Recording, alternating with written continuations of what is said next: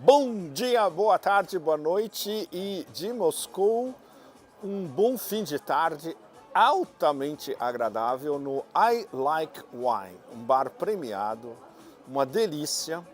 Eu estou tomando um primitivo siciliano, ou seja, essa mini sessão de hedonismo em contraste absoluto com os horrores que eu vou contar para vocês daqui a pouco. Vocês me desculpem, mas as notícias e o que está acontecendo em volta é aterrador em vários aspectos. Então eu vou começar com uma bomba, que não é uma novidade para ninguém, mas agora ela está certificada porque ela vem direto da boca do leão. O Ocidente quer a guerra na Ucrânia e vai ficar muito pior. E essa confirmação veio no começo dessa semana diretamente do chefe da CIA, William Burns, no Comitê de Inteligência do Senado americano. Ele falou algumas coisas absolutamente aterradoras, que não são nenhuma novidade, na verdade, para nenhum de nós, analistas independentes, e para quem conhece como funciona Washington. Mas a diferença é que agora eles estão falando isso abertamente, nesse ano X, que é o ano da decisão, como nós temos conversado desde o início, porque é o ano da presidência russa dos BRICS, da cúpula dos BRICS em outubro em Kazan, da expansão do BRICS 10, que na cúpula de Kazan pode passar a BRICS 15, 16, 17 ou até mais. No fato de que a ofensiva russa, depois da liberação de Avdiivka, agora é um fato, e o fato de que a Rússia, por exemplo, fabrica 3 vezes mais artilharia do que todo o Ocidente coletivo junto, o que vocês podem imaginar o que isso significa no campo de batalha, nas terras negras de Novorossiya, e a possibilidade de que, seja o que for que o Ministério da Defesa russo escolher, a Rússia vai avançar no terreno em Donbass, não só no seu, eu diria, marca registrada de camaleão, máquina de carne, é um misto das duas técnicas, mas com artilharia ainda cada vez mais pesada e usando drones com uma quantidade quase ilimitada, incluindo os drones do Irã e artilharia fornecida extra pela a DPRK, Coreia do Norte, mas também das bombas planantes que estão causando uma devastação absurda no front ucraniano. No meio de tudo isso, nas últimas semanas nós tivemos esses acessos de irritação, de estupidez ou de patetismo, no sentido de patetas, de generais alemães, do Petit Roi em Paris, o Chihuahua, Petit Poodle Roi, caniche parisiense, mas essas são, eu diria, quase táticas diversionistas e acessos de histeria laterais na história. O principal é o que vem da boca do leão, que é o que vem do poder hegemônico direto. E o fato de ter vindo do William Burns, que já foi embaixador aqui, ou seja, deveria conhecer um pouco melhor da história, da psique e da força russa. Parece que não aprendeu muita coisa. Bom, nunca foi acusado de ter um QI excepcional. Burns foi ao Senado e basicamente ele tirou vários, o que a gente chama de cat out of the bag, né? Tirar o gato do saco. Ele tirou um gato, 2 gatos, vários gatos, uma liteira de gatos dentro do saco, numa intervenção só no Comitê de Inteligência do Senado. O principal, eu vou resumir o principal do que Burns disse.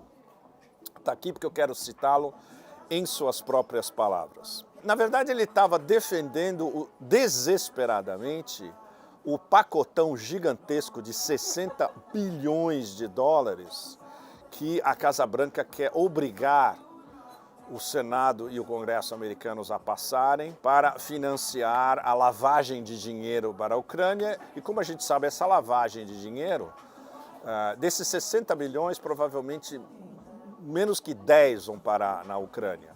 E o resto tudo fica sendo lavado dentro do complexo industrial militar no Beltway, Washington, Virginia, Maryland, ou seja, em benefício do complexo industrial militar.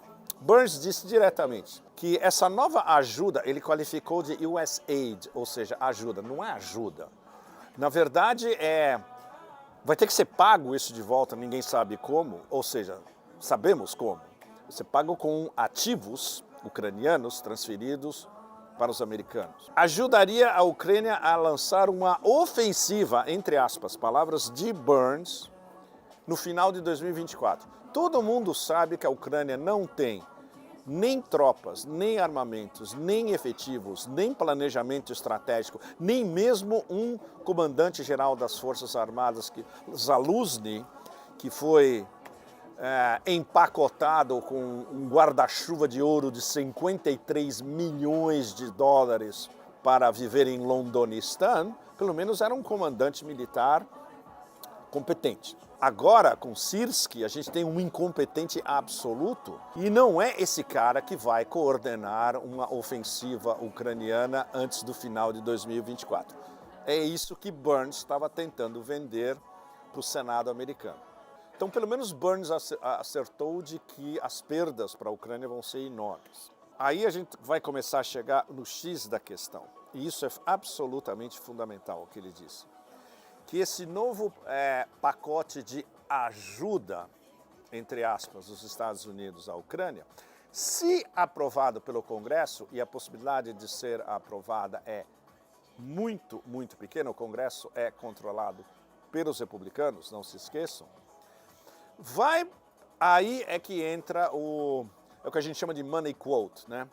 A citação da grana, a citação de dinheiro do banco, a citação que vale ouro.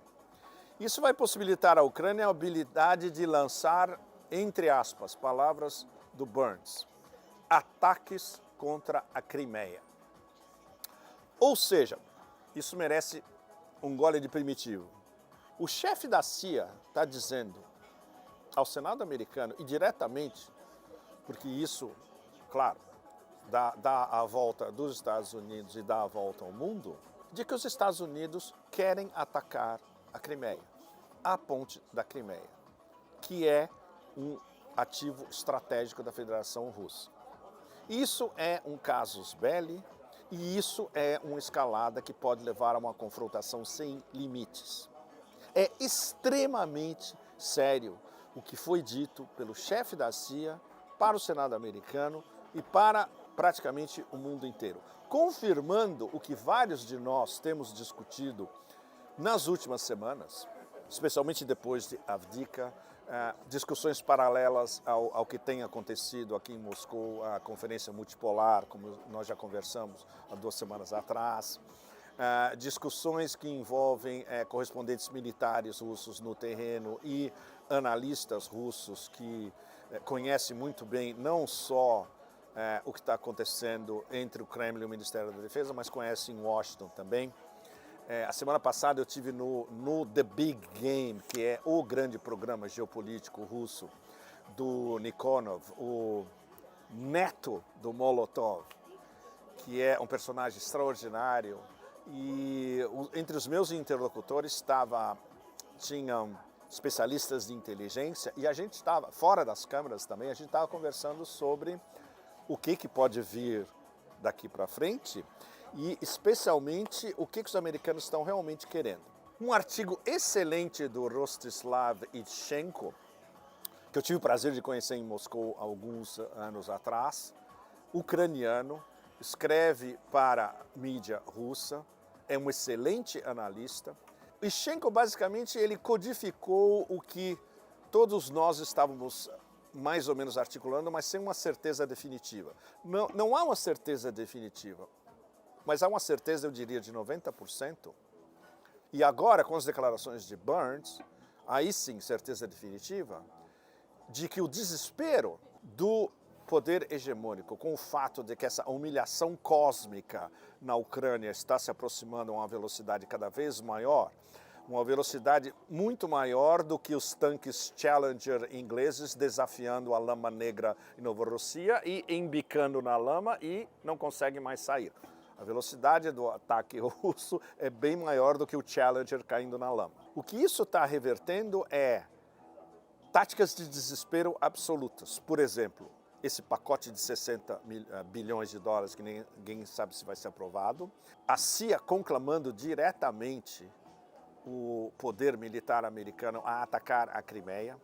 O fato de que o serviço de inteligência ucraniano, Budanov, que não por acaso é o homem da CIA, em Kiev, agora dizendo abertamente, de novo, nós temos um plano para atacar a Crimeia e a frota russa no Mar Negro. Isso está acontecendo. Esses enxames de drones atacando a frota russa no Mar Negro. Mas o fato de que os ucranianos, de novo, no meio da quebrada na cabeça, soco no focinho que eles estão levando diretamente em Novorossia, eles anunciam, assim como não fosse nada, que eles vão atacar, que eles estão preparando novos ataques contra a Crimeia. Ou seja, essa coordenação do Burns em Washington com Budanov em Kiev não é por acaso. E o fato que eles estão anunciando diretamente não é por acaso. Eles não são exatamente discretos, né? São oficiais de inteligência que anunciam os seus moves antes deles acontecerem, o que não denota exatamente uma inteligência muito sofisticada. Os russos, claro, eles tomam tudo isso diretamente. Eles não tomam como ameaças planando no céu. Eles levam a sério, e a fortificação em torno de Sebastopol e da Crimeia, como um todo, tem que ser incrementada, eu diria, a níveis exponenciais a partir de agora. Porque vão tentar, seja o que for, nos próximos meses, nas próximas semanas, meses e até o final do ano.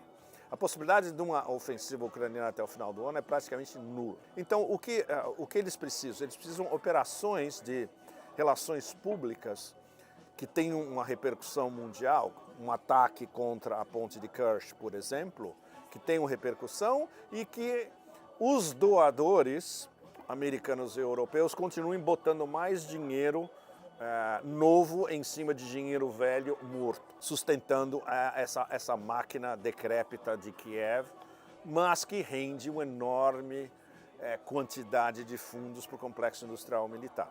Então, isso está no artigo do Ischenko, onde ele faz referências a quais seriam as táticas possíveis, mais ou menos a curto e médio prazo, uma convocação extra de ucranianos que não se sabe de velhinhos em pontos de ônibus e senhoras, a gente está nesse ponto, números absolutamente avassaladores. Os ucranianos perdem no campo de batalha em Novorossia, por mês, 50 mil combatentes. Você não tem como repor 50 mil combatentes perdidos todos os meses com 50 mil combatentes novos e bem treinados mês depois de mês. Isso é o dado número 1. Ou seja, resta justamente essas operações de inteligência kamikazes usando drones marítimos e enxames de drones aéreos. A coisa fica ainda mais séria com um detalhe que vazou nessas últimas 24 horas, eu recebi da Alemanha. Dois jornalistas, um deles um jornalista investigativo alemão excelente, Dirk Pohlmann, que eu conheci em Berlim alguns anos atrás também. E eles analisaram de novo os 32 minutos interceptados pelos russos, da comunicação entre os 4 patetas do exército alemão, da Bundeswehr e da Força Aérea. E descobriram algo absolutamente extraordinário. O que eles estavam discutindo, que era usar mísseis Taurus alemães, entre 50 e 100, para atacar a ponte da Crimeia e depois esconder os traços, ou seja, foram os ucranianos que lançaram para isso não reverter para a Alemanha, para eles terem plausibilidade de negação plausível, tinha uma conversação no meio extraordinária onde eles invocam o nome Schneider. Schneider não é alemão. Schneider é ninguém menos que o comandante americano das Forças Aéreas Americanas no Pacífico. E as conversações entre os americanos e os alemães vinham de 4 meses antes dessa conversação que foi interceptada pelos russos. E imagina-se que esses tontos, vários da Bundeswehr, e os tontos do governo alemão, o cabeça de salsicha, ou salsicha podre, Scholz e a Annalena 180 graus, não sabiam de nada disso. O alto comando aéreo da Bundeswehr estava discutindo com os americanos há meses a possibilidade de bombardear a ponte de Kerch na Crimeia. Isso é uma bomba sensacional que deve ser vazada. Por enquanto não está circulando nem na Alemanha, né? E que vem mais uma vez demonstrar o que nós estamos conversando desde o início, que o desespero pelo fato dessa humilhação cósmica da OTAN iminente esse ano, ainda até o final do ano, em Novorossiya, está levando o Pentágono e a CIA a soluções que nos aproximam cada vez mais de a linha vermelha definitiva. Vocês sabem qual é a linha vermelha definitiva. É uma guerra quente direta entre Washington e Moscou. Então isso na verdade mereceria um barril de Primitivo para a gente afogar, digamos, a nossa angústia existencial provocada por tudo isso, e o fato de que essa mistura de patetas paspalhos e vermes extremamente perigosos estão nos levando a uma situação que pode se tornar irremediável no decorrer desse ano. Então tudo isso está se desenvolvendo a uma velocidade cada vez mais rápida. Agora a gente já tem, digamos, a manchete definitiva estampada. Os Estados Unidos querem guerra. Os russos estão absorvendo essas novas informações.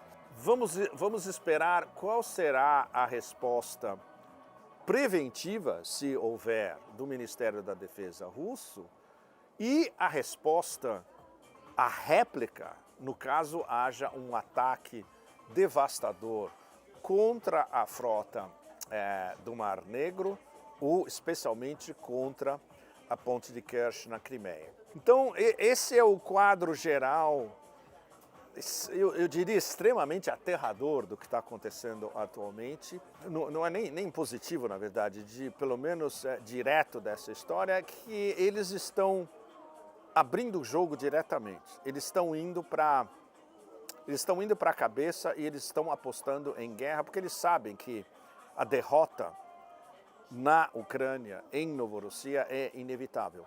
E a OTAN simplesmente não pode arcar com uma humilhação cósmica como essa, que está sendo examinada por todo o sul global, está sendo examinada pelo mundo árabe, está sendo examinada pela Ásia Central, pelo sudeste da Ásia, pela África e pela América Latina, que foi a constatação que eu tive quando eu visitei Donbass há algumas semanas atrás, que a ordem internacional baseada em regras, ela está sendo enterrada nas terras negras e férteis, na lama negra da Novorossiya. E qual é a resposta do Império para isso? A única coisa que eles fazem, que é o único plano A que eles têm e não tem plano B. Guerras eternas.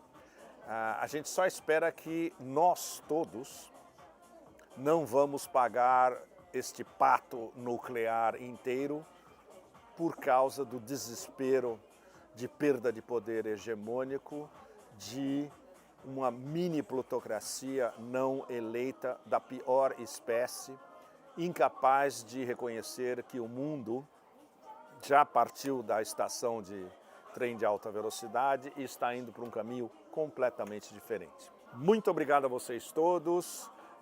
Um primitivo para vocês do I Like Wine.